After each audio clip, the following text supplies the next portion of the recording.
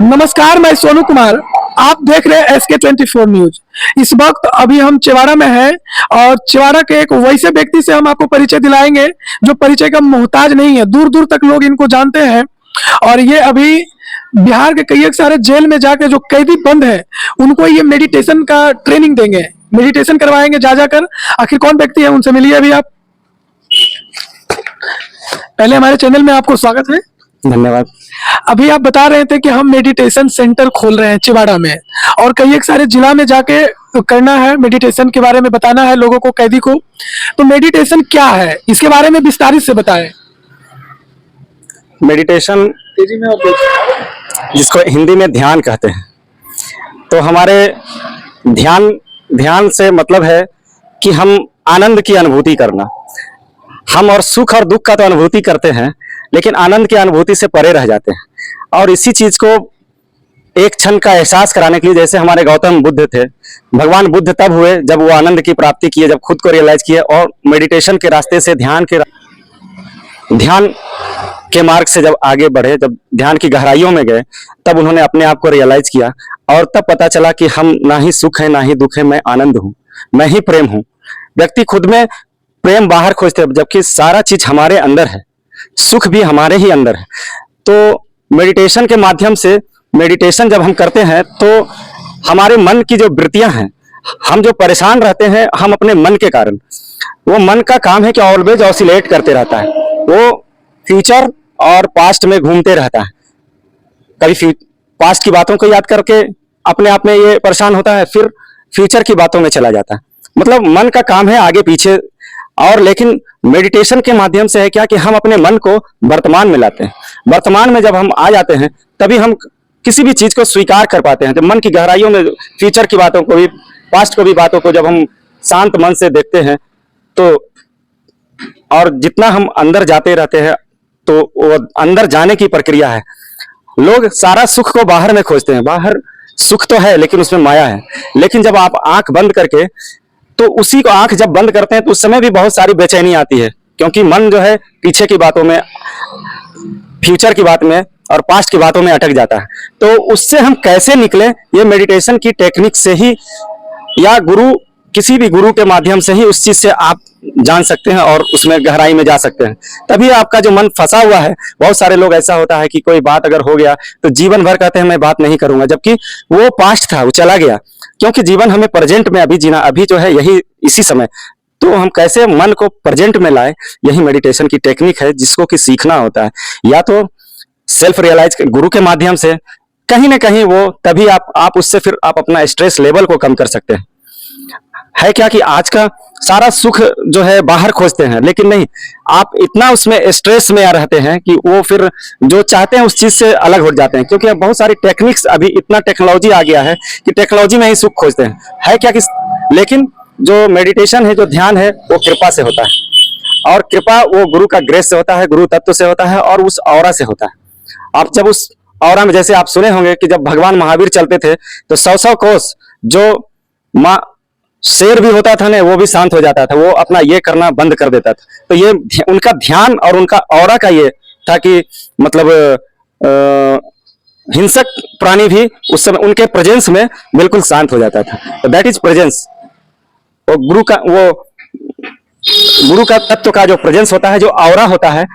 Aura जैसे अभी तो ऑरा, अब फोटो, क्रेलियन फोटोस भी जान सकते हैं। होता क्या है कि एक नॉर्मल व्यक्ति और एक योगी में अंतर होता है। वो अंतर उसको आज टेक्निक से लोग जान जाते हैं, जो वो उनके शरीर से कितना फोटोन पार्टिकल्स निकल रहा है।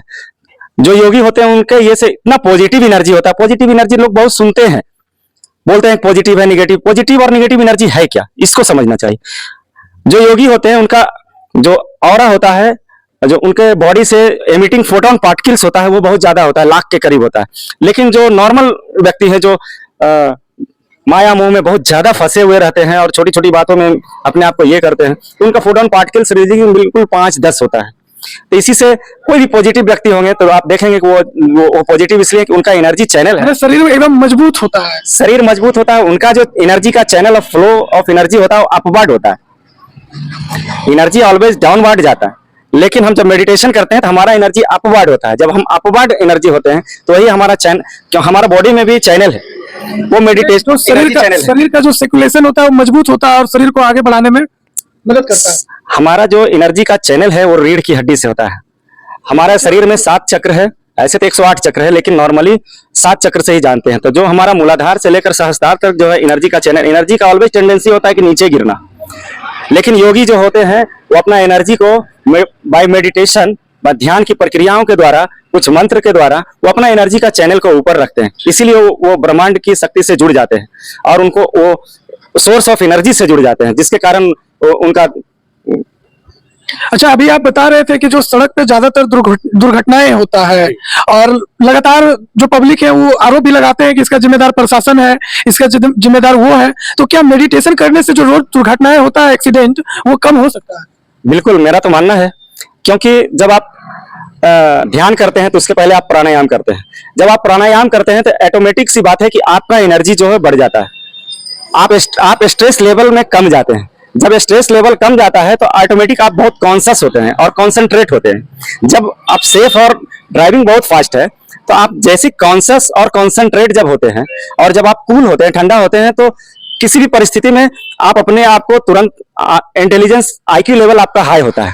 तो जब आईक्यू लेवल आपका हाई होता है तो जाहिर सी बात है कि आपको एक्सीडेंट होने की संभावनाएं बहुत नेग्लिजिबल, जीरो हो जाता है।